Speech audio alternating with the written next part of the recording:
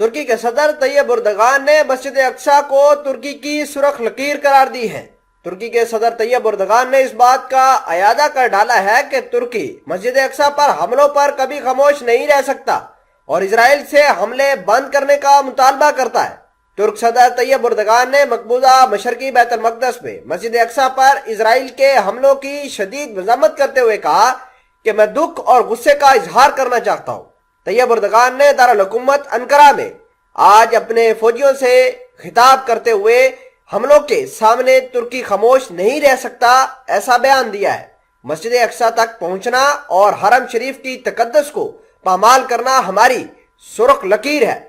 ترک صدر طیب اردغان کا یہ بیان ایسے وقت میں سامنے آیا ہے جب اسرائیل کی پولیس نے بہت سارے فلسطینیوں کو آج زخمی کر دیا ہے، مسجد اقصی پر دھاوا بولا ہے، جس کے نتیجے میں 350 سے زائد نمازیوں کو حراست میں لے لیا گیا ہے۔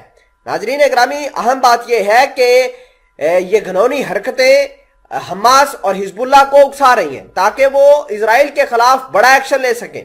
آپ کو یہ بتاتے چلیں کہ یہودی آبادکاروں کی جانب سے مسجد اقصی پر دھاوا بولنے کے مطالبے کے بعد فلسطینیوں کے ایک گروپ نے خود کو الاقصی کے احاطے میں واقع قبلی مسجد کے اندر گھیر لیا تھا۔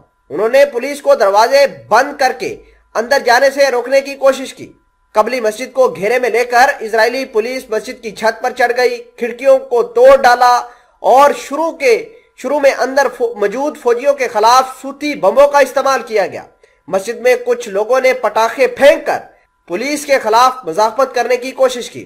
اردغان نے کہا کہ میں مسلمانوں کے قبلہ اول کے خلاف مذموم کارروائیوں کی مذاکرات کرتا ہوں اور حملوں کو جلد از جلد بند کرنے کا مطالبہ کرتا ہوں۔ یہ کہتے ہوئے اسرائیلی ظلم کی سیاست پر عمل پیرا ہے۔ طیب اردغان نے مزید کہا کہ فلسطینی عوام تنہا نہیں ہے، ترکی اس کے ساتھ ہمیشہ کی طرح کھڑا رہے گا۔ اس کے علاوہ جارڈن اور مصر کی جو حکومتیں ہیں انہوں نے بھی اسرائیل کے اوپر چڑھائی کی ہے۔ آپ اپنی سکرین پر خبر دیکھیے جس کے اندر لکھا ہے کہ Jordan foreign ministry condemns Israel flagrant storming of الاقصی mosque, Egypt calls for immediate halt to Israel blatant assault on Palestinian worshipper۔ ناظرین اکرامی، آپ کو یہ بتا دیں کہ اسرائیل کے وزیر اعظم نیتن یاہو نے اپنے یہودی آبادکاروں کو اور انتہا پسندوں سے اپیل کی ہے کہ اب وہ مسجد اقصی پر حملہ آور نہ ہو اور پرامن رہنے کی کوشش کریں۔ نیتن یاہو بڑی ڈبل گیم کھیل رہے ہیں۔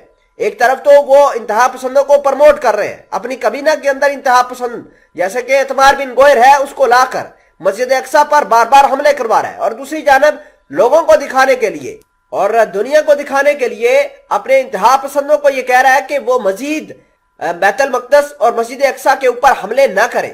تو یہ خبر آنے کے بعد حالات کافی کشیدہ ہو گئے ہیں۔ حماس نے اسرائیل کے اوپر 9 بڑے حملے کر دیے ہیں جس کی وجہ سے حالات اور زیادہ کشیدہ ہو گئے ہیں۔